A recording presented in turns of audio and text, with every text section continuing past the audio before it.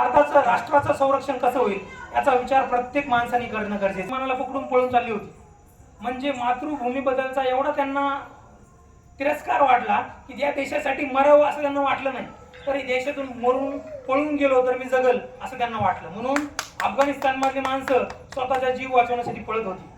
आणि हाच भारताबद्दलचं जर पाहिलं तर आपण भारत मातेला भारत माता म्हणून म्हणत असतो, ही माझी आई आहे आणि त्याच्या संरक्षणासाठी मी कधीही माझी छाती पुढं करेल असं आपण प्रतिज्ञेमध्ये म्हणत असतो, आपल्या भारतीय संविधानामध्ये म्हणत असतो. ही अशी माझी मातृभूमी आहे. आपल्या संस्कृतीच्या श्लोकामध्ये सांगितलेलं आहे की सकाळी उठल्यानंतर एक श्लोक म्हणायचा, समुद्र वसने देवी पर्वतस्य स्तन मंडले विष्णू पत्नी नमस्तुभ्यम पाद स्पर्शम क्षमस्व मे. ह्या श्लोकामध्ये सांगितले, हे भारत, हे भूमी, मी तुझ्यावर पाय ठेवतोय, मला क्षमा कर. म्हणजे आपली अशी संस्कृती आहे की ती निर्जीव वस्तूला देखील तेवढ्याच सन्मानाची वागणूक देते. म्हणून आपण या भूमीला सांगतो की मला पाय ठेवताना क्षमा कर, तुझ्यावर मी ओझं टाकणार आहे माझं. अशी माझी संस्कृती आहे. म्हणजे भारताची संस्कृती ही जीवन जगण्याची पद्धती, म्हणजे हिंदू धर्म हा धर्म नसून हा एक जीवन जगण्याची पद्धती आहे असं सुप्रीम कोर्टाने एका निकालामध्ये सांगितलं. आणि याच तत्वावरती कोविड पासून जर पाहिलं तर विविध देशातली माणसं या भारतीय संस्कृतीकडे आकर्षिली गेली. म्हणजे आपण कित्येक व्हिडिओ पाहतो की दुसऱ्या देशातली माणसं रामकृष्ण हरी विविध जप करतायत, विविध अभंग म्हणतायत. म्हणजे दुसऱ्या धर्मातल्या माणसाला आकर्षण निर्माण का झालं? कारण की भारतातील हिंदू धर्म हा असा आहे की तुम्हाला जीवन कसं जगायचं हे शिकवतो. आणि हिंदू धर्मातील शिकवणीप्रमाणे जर जीवन जगले तर एक सर्वश्रेष्ठ, म्हणजे सन्मानाने जीवन जगल्यासारखं आहे. जीवन तर प्रत्येक जण जगत असतो, पण सन्मानाने जीवन जगणं गरजेचं आहे. त्यामुळं हिंदू धर्मामध्ये ते सांगितलेलं आहे की तुम्हाला जीवन जगायचं कसं.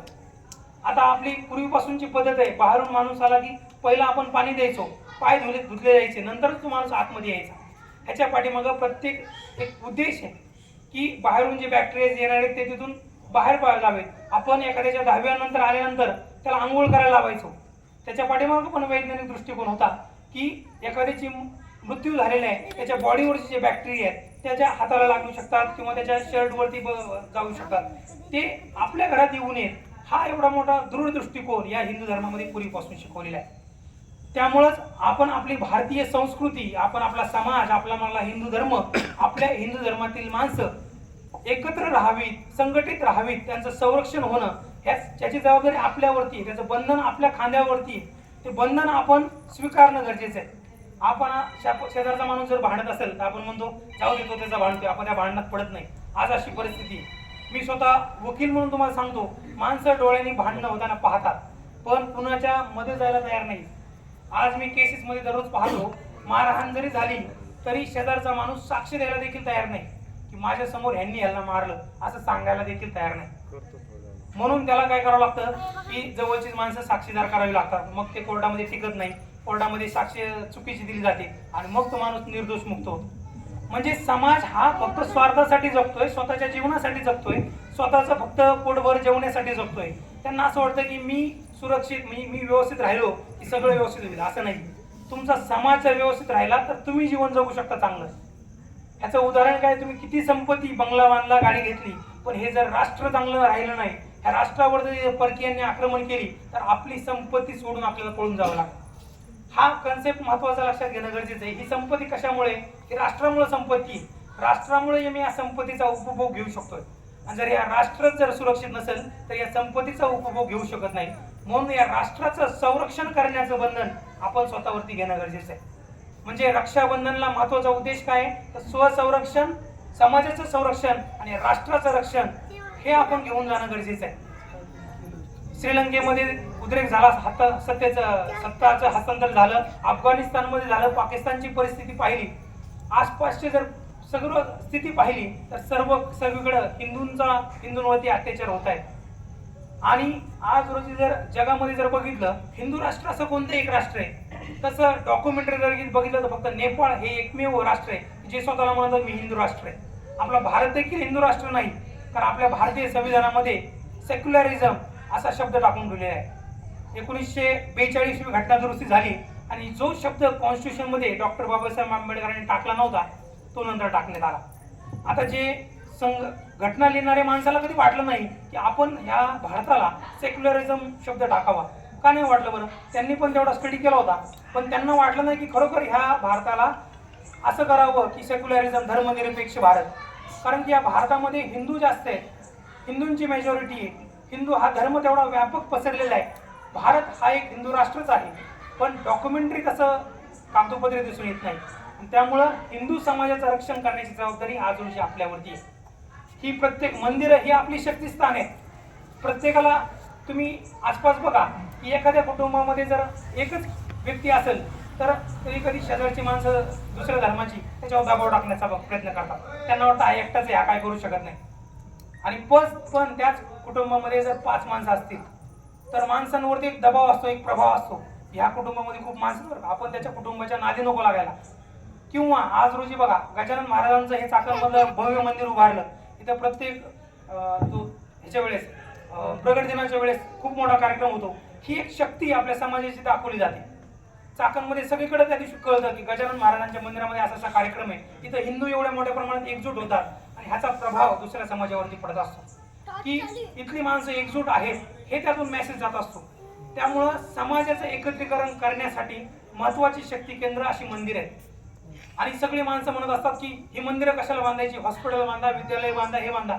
विद्यालय बांधावीत, हे शाळा बांधाव्यात, सगळं हॉस्पिटल बनवावी, सगळं मान्य, पण मंदिरं ही बांधणं तेवढंच गरजेचं आहे. ही एक शक्तिस्थान आहे, शक्ती निर्माण झालीच पाहिजे. शक्तीशिवाय काही नाही. तुम्ही म्हणाल भारत वेगवेगळ्या मिसाईल शोधतो, भारत अणुबॉम्ब शोधतोय, हे शोधतोय, नवीन DRDO आपली जी आहे संस्था दररोज शोधतीये वेगवेगळं. तुम्हाला वाटतं युद्ध तर करायचं नाही, युद्धाने विध्वंस होतो, तरी ही माणसं का शोधतायत, वेगवेगळे बॉम्ब किंवा वेगवेगळे संशोधन का करतायत? तर त्यासाठीच करतायत की शक्ती हे असं स्थान आहे, शक्ती ही प्रभाव टाकत असते. भारताकडे जर अनुभव नसता तर भारताच्या शेजारच्या पाकिस्तानने देखील आपल्यावर हल्ला करण्याचं धाडस दाखवलं असतं. पण भारताकडे अनुभव आहे, हीच एक शक्ती ती प्रभाव टाकते दुसऱ्या देशावरती की आपण भारतावरती जर आक्रमण केलं तर आपला देश पूर्णपणे संपून जाईल. म्हणून प्रभाव खूप महत्वाचा असतो, तो शक्तीचा प्रभाव असतो.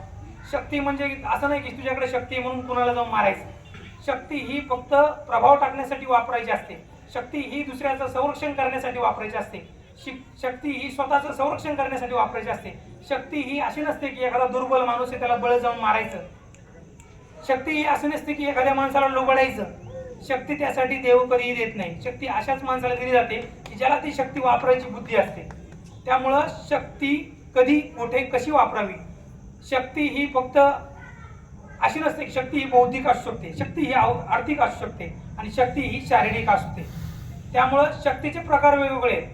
त्यामुळं आपल्याकडे जर आर्थिक शक्ती जास्त असेल तर आपण विनाकारण दुसऱ्यांवरती दबाव टाकणं हे पण चुकीचं आहे. आणि आपल्या संतांनी ते सांगितले, जीवन कसं जगावं, जीवन कसं जगलं पाहिजे, मी हे केलं नाही पाहिजे, मी ते केलं नाही पाहिजे. आणि आजचे कायदे हे सांगतात की माणसाने जीवन कसं जगावं, शेजारच्यांशी कसं वागावं, हे आपले सर्व कायदे आणि आपले संत सांगत असतात. त्यामुळेच राष्ट्रीय स्वयंसेवक संघ हा रक्षाबंधनाचा उत्सव मोठ्या प्रमाणात साजरा करण्याचा उद्देश हाच आहे की हा समाज एकत्र आला पाहिजे. समाजाला रक्षाबंधनचं जे स्वरूप आहे ते फक्त स्वतःपुरतं न राहता जागतिक लेवल त्याचं राष्ट्रीयकरण झालं पाहिजे. ह्याच्यातून समाजाला मोठा संदेश गेला पाहिजे. हा राष्ट्रीय स्वयंसेवक संघाचा उद्देश आहे. आता महत्वाचं, राष्ट्रीय स्वयंसेवक संघाबद्दल जर तुम्हाला माहिती नसेल की संघ काय करतो, संघ या भारताचे नागरिक चांगले तयार व्हावेत म्हणून लहान मुलांपासून शिकवण देण्याचं संघ कार्य करत असतो. संघ, राष्ट्रीय स्वयंसेवक संघ एक शाखातंत्र विकसित केलेले आहे. जिथं आम्ही सांगत असतो मुलांना 1 तास घरातून बाहेर पडा, शाखेला या. शाखेमध्ये तुम्हाला लाठीकाठी शिकवली जाते. मुलांना स्वतःचं संरक्षण कसं करायचं, तसंच समाजाचं संरक्षण कसं करायचं यासाठी लाठीकाठी शिकवली जाते. त्याचबरोबर मुलांचा बौद्धिक विकास होण्यासाठी त्यांना विविध बौद्धिक खेळ खेळले जातात. आता तुम्ही जर पाहिलं तर प्रत्येकाच्या हातामध्ये मोबाईल आहे. आपली मुलं नेहमी सांगतात, आई मला कार्टून लावून दे, आई मला हे करून दे. आणि आईला वाटतं आपला मुलगा थोडं वेळ बाकी सगळे करण्यापेक्षा मोबाईल बघत चला, माझं काम पूर्ण होईल. पण मी तुम्हाला एक गोष्ट सांगतो, मी डॉक्टरांना विचारून मी बोलतोय की मला एका डॉक्टरांनी सांगितलं की उद्या भविष्यात लहान मुलांना कलरफुल ब्लाइंडनेस हा नावाचा आजार येणार आहे. कलरफुल ब्लाइंडनेस म्हणजे आजार कसा असणार आहे, मुलांना सगळं दिसेल, सरांना मुलांना झाड दिसेल पण ह्या झाडाचा हिरवा रंग दिसणार नाही, ह्या तुळशीच्या वृंदावनाला दिलेला लाल रंग दिसणार नाही, तुळशी वृंदावन दिसेल पण त्याचा रंग दिसणार नाही. म्हणजे डोळे सगळं पाहतील पण रंग पाहणार नाही. म्हणजे अशी भविष्याचा धोका आहे.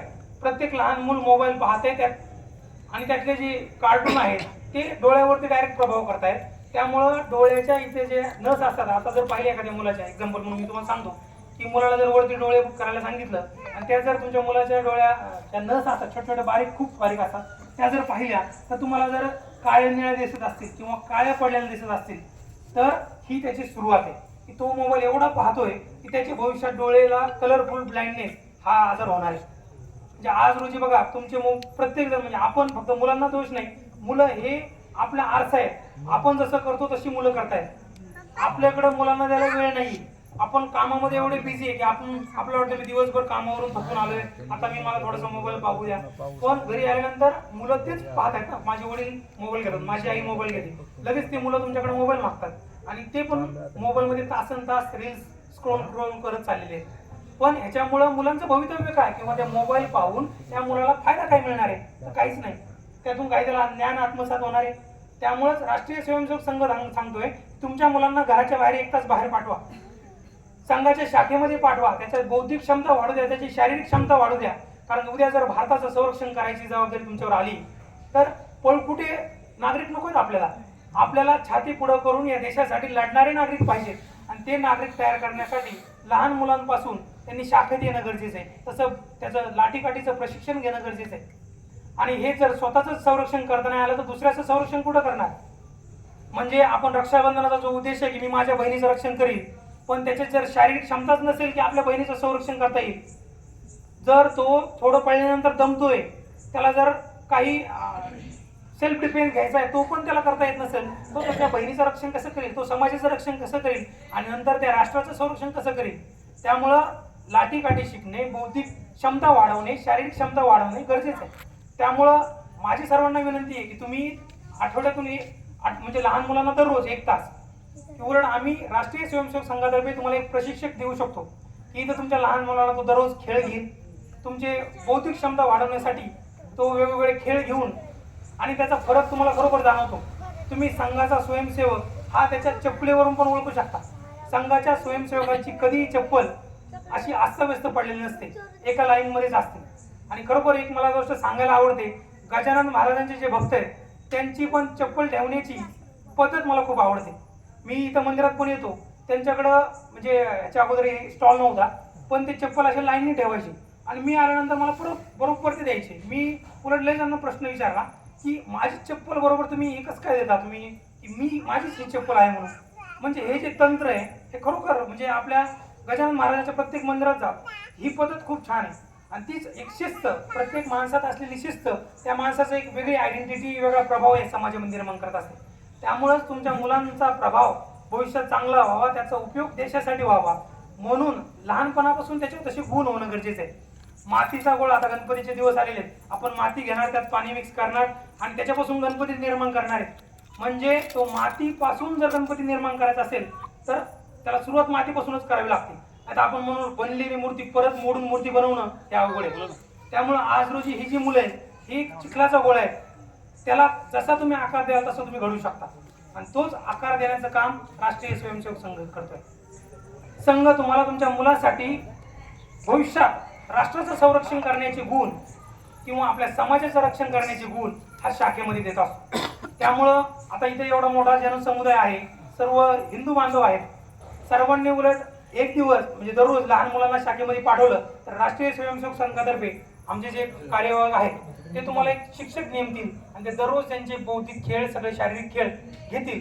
उलट तुम्ही मुलांना मोबाईल पासून 1 दिवस घरात बाहेर पाठवावं, कारण आज रोजी घराच्या बाहेर पाठवण्याची पद्धत बंद झाली. आपलं वाटतं एखाद्या गाडीचा ॲक्सिडेंट होईल किंवा काय, आपण त्यामुळे पाठवत नाही, पण ही भविष्यासाठी खूप गरजेचं आहे. आणि मोठ्या माणसांनी देखील आपण स्वतःचा विचार सोडून राष्ट्रासाठी काय करता येईल ह्याच्यासाठी आठवड्यात एकदा तरी एकत्र येणं गरजेचं आहे. ह्याच मंदिरामध्ये बसून त्या राष्ट्रात सध्या चाललेल्या परिस्थितीवर चर्चा करणं गरजेचं आहे. आपण बाकीच्या चर्चा तर वैयक्तिक करत असतो, आपण घरी पण चर्चा करतो, राजकारणात असं चालले, या राष्ट्रात असं चालले, पण तीच चर्चा जर सामूहिकरित्या केली एकत्र येऊन आठवड्यातून 1 दिवस सुट्टीचा सोबत गुरुवार आहे तर 1 दिवस येऊन ही चर्चा केली तर ही राष्ट्रासाठी मोठी ठरणार आहे. तुम्ही म्हणाल की आम्ही चर्चा करून काय फायदा होणार आहे? जेव्हा भारत पारतंत्र्यात होता तेव्हा माझे क्रांतिकारक गुपचूप येऊन चर्चा करायची की देश स्वतंत्र करण्यासाठी काय करता येईल. सुरुवातीला त्यांनी चर्चेच केल्या होत्या आणि चर्चेतून क्रांती घडली आहे. म्हणजे जर चर्चा केली तर काय करायचं हे कळणार आहे. त्यामुळं एक आठवड्यातून मोठ्या माणसांनी आठवड्यातून एकदा या मंदिरात येणं गरजेचं आहे आणि या देशाच्या सध्याच्या परिस्थितीवरती किंवा भविष्यात येणाऱ्या संकटावरती चर्चा करणं गरजेचं आहे. त्याचबरोबर लहान मुलांनी दररोज येऊन